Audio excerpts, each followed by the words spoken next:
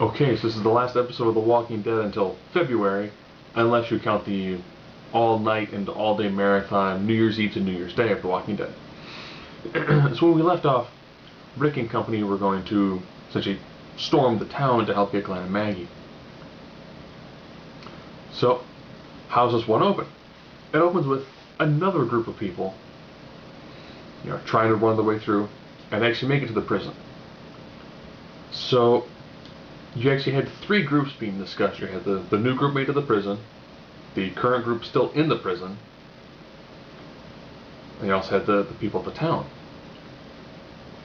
So Rick's group, under cover of night, fairly easily make it into the town.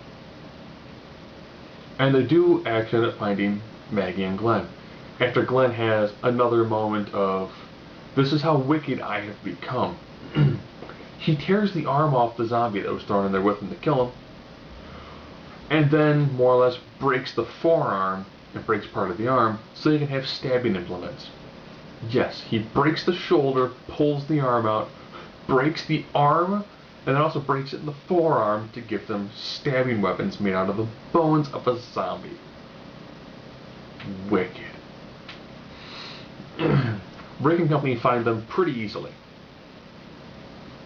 and they actually make it out of the town. While they're doing this, everyone's like, where did Michonne go? Michonne finds her way into the governor's secret room with all the heads in the aquariums, as well as his daughter. These two finally have their battle. And the only thing that actually stops Michonne from killing the governor is the fact that Amanda shows up.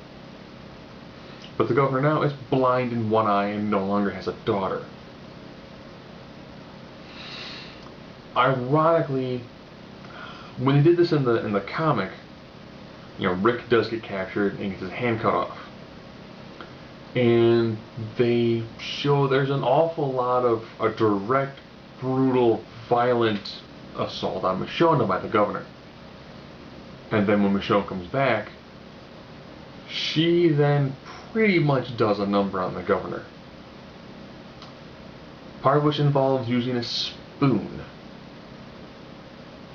in a very tender location. So this is a knockdown, drag-out fight where she takes part of one of the fish tanks and jabs into his eye, therefore leaving him blind.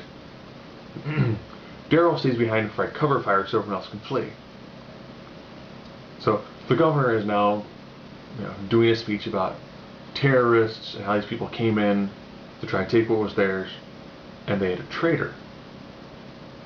He says the traitor is Merle.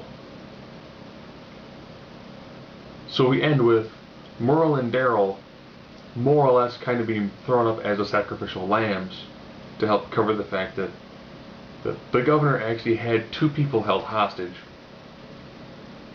that he was beaten into submission to try to find out where their camp is located. And of course they do give a little bit of what's going to happen next, when they come back in February, where it seems like the town's going to go to war with the prison, which would be pretty interesting.